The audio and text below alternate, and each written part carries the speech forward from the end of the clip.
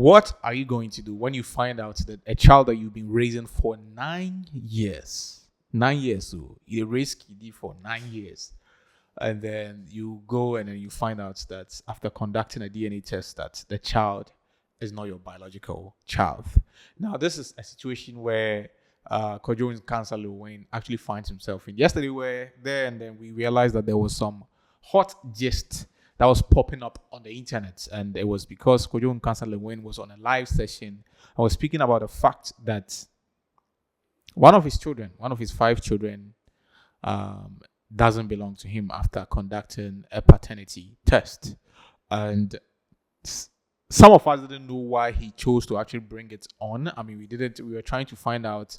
It was quite unusual for him to actually bring that kind of family news on the internet himself, because this is not like somebody actually alleged, but he himself decided that free willingly he will bring the news out. So personally, when I saw the news, I was like, okay, this is interesting, but what could be the reason? What's the intention behind him bringing this particular news to us?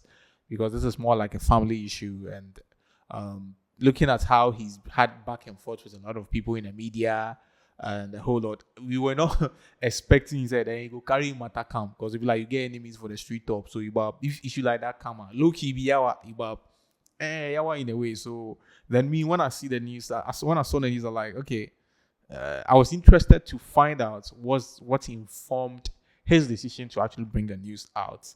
And later on, there's a whole lot of issues that was popping up, and some people were actually saying that all the 5 kids were not his own kids, and then that's clearly a lie, and he's come out to actually refute that this morning. And it's not 5 kids, it's just one of the 5 kids that doesn't belong to him.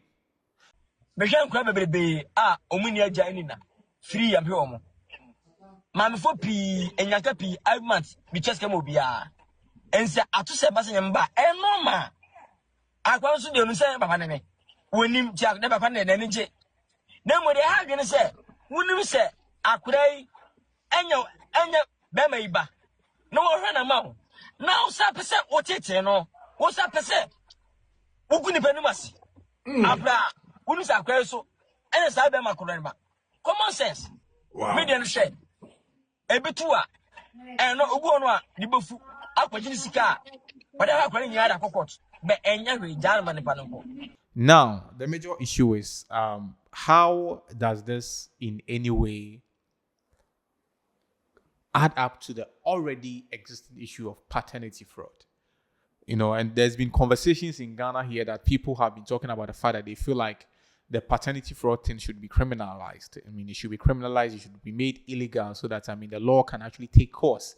That when you are a woman and then you are in a relationship or in a marriage and you go and do yawa, okay, outside of your marriage, and then your husband goes to find out that, Charlie, the kiddie no be my kiddie. Like, what's the best way that the person can actually handle it and then give it to the law?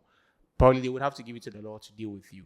But this is something that's A plus happens to be the Minister of Parliament for Gomoa Central. Now, A plus was actually fighting earlier this year. He was fighting that he will actually sponsor a bill in Parliament to push the agenda that paternity fraud should be legalized. Right? It should be made. Paternity fraud should be something that should be criminalized in Ghana. And he was actually speaking about the fact that he feels like it's very, very disheartening and painful and emotionally damaging that men have to go through hours of working and then taking care of a kid or a child that doesn't belong to them. And sometimes he feels like it's not the best. Okay, and then he feels like in that case, there should be laws to regulate that. And we've had series of issues in relation to this paternity fraud, whereby some people were not even able to contain the emotional stress and the damage it came with, that they have to actually commit suicide. And looking at how fathers sometimes have close bond with their kids and how much investment goes into family and child upbringing, especially in this economy, I believe that sometimes, in as much as some people are emotionally matured and strong, not everybody can have the hearts or the kind of emotional strength to go through that without thinking of even causing self-destruction or self-harm. So he believed that the best way for us to actually go around it is for him to push for a bill in Parliament. And I don't know how far with the progress with that, and I don't know how feasible it will be, but I doubt in this period of Ghana's development, it will be something that's like, it will happen like maybe later on, but I doubt it will be able to be implemented now. But so I don't know, man. I think this whole issue of DNA test sometimes we don't know the dimension or the perspective to take it from, whether it's an issue of the women not being happy in their marriages or an issue of mistake or accident, and it's even quite some way to call it a mistake. You know, if you call and say the mistakes say you then your mommy, your husband did, and you go pass it back, then go do something, and then yawa pie. Like, it's not something that you can even do damage control and say that it's a mistake. So it becomes something that is very difficult to talk about, because when you don't talk about it well, you might end up becoming a bit unfair in terms of balancing the situation. But that is what is happening in relation to Kojo Nkansah Lil Wins. And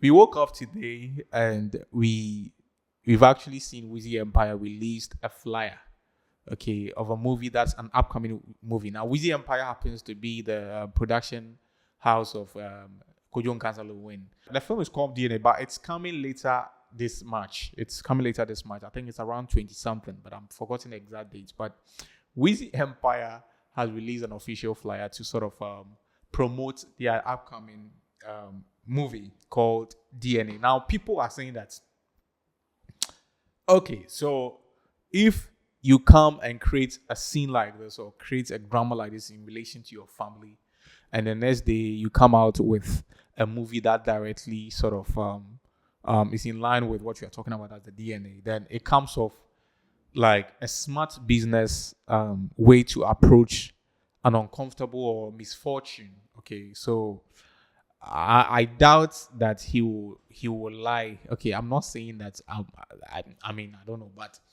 I doubt that Lil Win will actually sit down and then conduct a lie and come and tell us Ghanaians that maybe one of his child is not his, because Charlie, there's a lot at stake for him, because he's the father.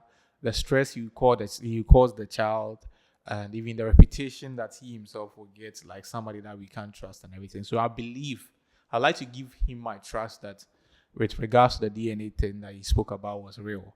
So he's leveraging on his misfortune as a producer to sort of get something or create some business avenue from his situation, which some people believe it's a smart business ideal or a smart business mindset, right? Others to believe that he's exploiting a sensitive family issue to gain his profit from his production. And it's been divided on the internet in relation to whether it's a good thing for him to do by dropping a movie now. Okay, and we don't know. So if this is the case, because the movie flyer is already out, so it means that the cast are already chosen and everything. So I don't know whether they're already done with the movie and then now they are going to premiere it. Yes. So it means that I don't know, it could be that after he discovered that the child wasn't his, then he was like, okay, after grieving, maybe after being stressed about it, because obviously he will be a bit stressed that, hey, kiddie way I watch, I know with my kiddie. Then Charlie say, okay, let me extract some good fortune out of this, and he decided to actually come together with his team to create a movie about it called DNA. So it's interesting. We are waiting to see what the movie will really be about, whether it will be directly in relation to what actually happened in his home, in his family, that actually led to him going to test the DNA, or it's going to be a fictional storyline or something. We don't know. So let's keep our hands crossed and wait for Lil Wayne to actually bring that movie out, and then let's see how it goes. But then again, I mean, that's what he chooses to do with his business. So we are here to report what he's doing. But what do you think about this whole thing, about the whole Kojo Nkansah Lil Wayne's issue of DNA and the child? I mean, taking care of a child for 9 years and later on realizing the child doesn't belong to you. Though he has clearly said that the fact that the child doesn't belong to him doesn't mean that he will stop taking care of the child. To him, he's still the father of the child, and he takes care of other children that are not even, they don't belong to him, other people that orphans and everything. So he doesn't see why this thing should in any way sort of change the way he relates with a kid, which some people believe that it's very matured perspective or a matured way to actually handle the issue, and others too believe that maybe he's being too lenient on the whole issue. Well, it's an issue of perspective. But what do you think about this issue? What would you have done if you are in this situation and then you find out that the child that you've taken care of for 9 years, after conducting the DNA, isn't your biological child? What are you going to do? Then I'll be. Anyway, Charlie, that one day I leave it for the gods. Ibab. So that is what is happening in relation to the DNA, Lil Win, Lil Win's DNA saga. And we are still keeping our ears on the media. Anything that comes up, I'll be here to make sure that I feed you so that you are more than satisfied on what's the new update in town. The name remains Donald, not Trump. And thank you for always doing this with us. And don't forget to subscribe, like if you haven't. And I'll definitely see you on the other side. Peace.